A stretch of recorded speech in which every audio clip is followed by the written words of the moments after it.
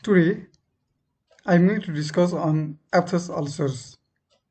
In this video, I shall be discussing on the definition of Aphthous ulcers, their causes, symptoms, treatment, and some frequently asked questions. I think this video shall be useful for you all in basic understanding of the Aphthous ulcers and some home treatment for Aphthous ulcers as well. And you'll be notified when to visit a doctor when you develop Aphthous ulcers. Let's define Aphthous ulcers. What are they?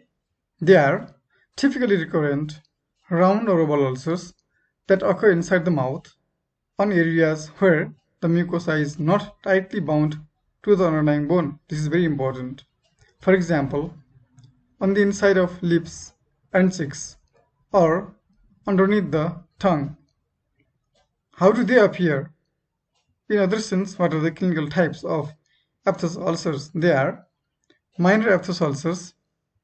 Around 80% of all the populations develop minor Aphthous ulcers.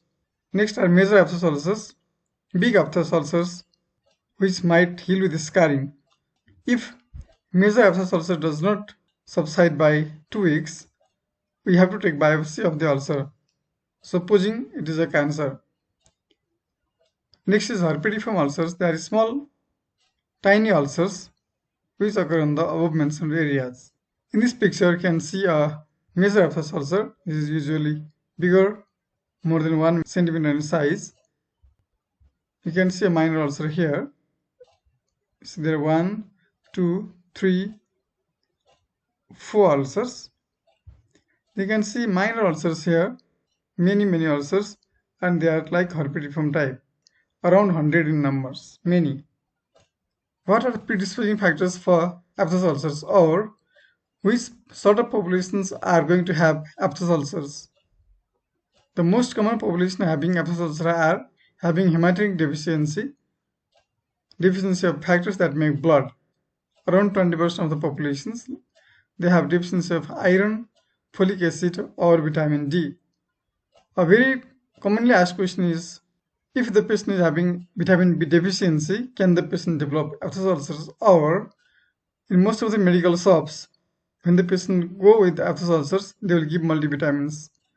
So there is some role of multivitamins. But second is malabsorption in GI tract.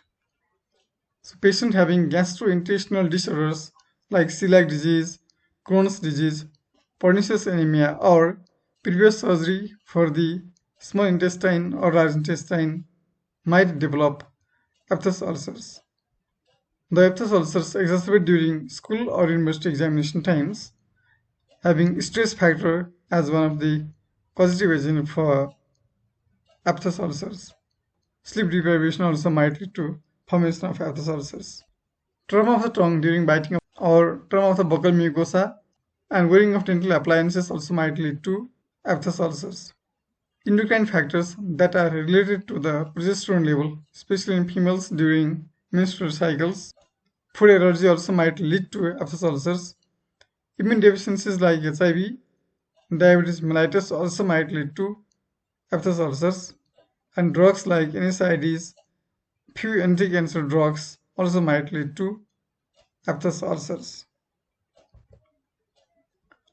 Now we shall explain about different types of Aphthous ulcers and their characteristics. Minor aphthe, age of onset is in childhood or adolescent. Major aphthe, same, childhood or adolescents.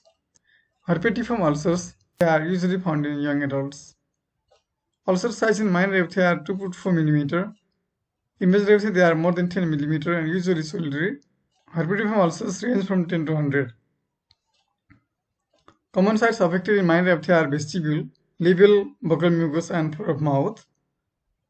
Major aphthe can occur anywhere, and herpetiform ulcers usually they can occur at any site, but often they occur at the ventrum of tongue, as you can see in the previous picture.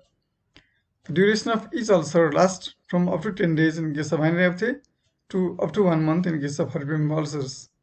Major aphthe ulcer may heal with scarring.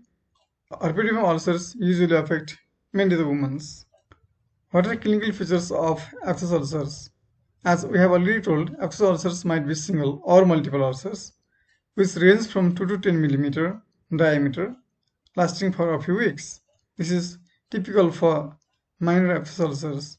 They have yellow base and circumscribed erythematous margins, which is very important. The base is yellow with fibrin and the margins are well circumscribed and erythematous margins.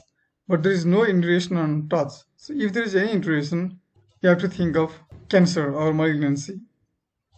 The ulcers usually heal in about 20 days, but the frequency of healing is variable. Some might heal fast, some might heal slow, and some might recur. How to diagnose Aphthous ulcers? They are usually diagnosed by history and clinical features itself, so we don't require any extra investigation for them. If you also see certain type of ulcers in the oral cavity having yellow base, erythematous margins, and very much painful ulcers, you have to think of Aphthous ulcers. We can exclude systemic disorders by complete blood count, usually an assay of serum ferritin level, because as already told, iron deficiency might lead to Aphthous ulcers. Red blood cell folate assay for folic acid deficiency, serum vitamin B12 measurements for B12 deficiency, and rarely biopsy when the ulcer lasts for more than 2 weeks. Once you diagnose, how to treat the Aphthous ulcers? As already told, Aphthous ulcers are inflammatory ulcers. The cause is usually unknown. Around 20% of all the populations might have developed Aphthous ulcer in their lifetime.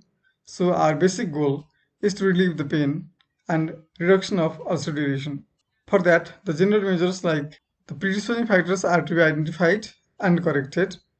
If possible, you have to avoid eating particularly hard or sharp food, which might lead to ulcer formation, or correct iron or vitamin deficiency if it has been found.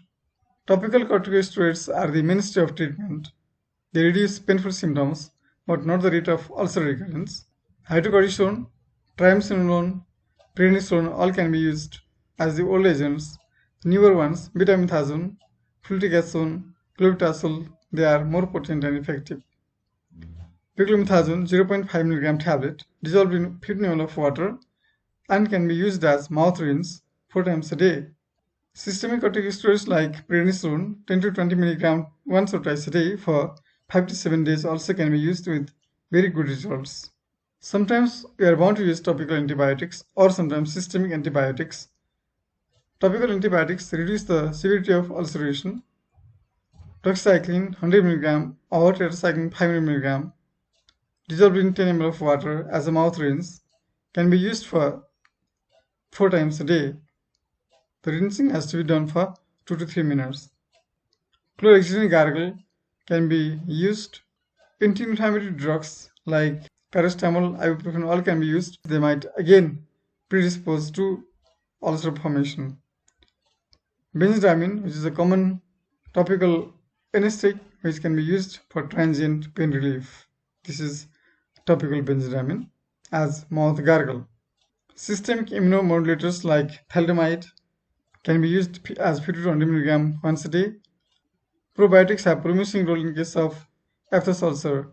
They are commonly used in Crohn's disease, ulcerative colitis like conditions in the intestine. Commonly used probiotics are Bifilac or Profilac containing lactobacilli. Other medications like sucralfate, diclofenac, aspirin can be used. Sucralfate can be swallowed after mouth gargle. Diclofenac and aspirin they come as mouth gargles, so you can simply gargle the mouth to reduce the pain. Other factors like transfer factor, gamma globulin therapy, dapsone, colchicine, pentoxifylline, and prednisolone all have been used with good success. Let's come to some facts about Aphthous ulcers. Do Aphthous ulcers occur due to vitamin deficiency? Most of them will come and they will tell, Dr. Saab, I have used vitamin B complex, but I am not getting benefit. So Aphthous ulcers are not caused due to vitamin deficiency alone. There are other factors too. Next question, do Aphthous ulcers lead to cancer? No, they do not lead to cancer. They are not pre-malignant lesions. Are Aphthous ulcers recurrent? Yes, they are, and they can recur. Thank you so much. I think Enthusiasm about Aphthous ulcers has been addressed to some extent.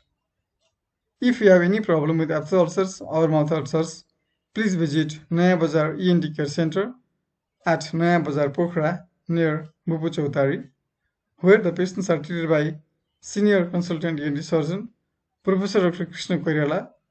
You can also find us in Facebook Naya Bazar ENT Care Center, and if required you can contact in our phone number 061 551150 or 98461 66733.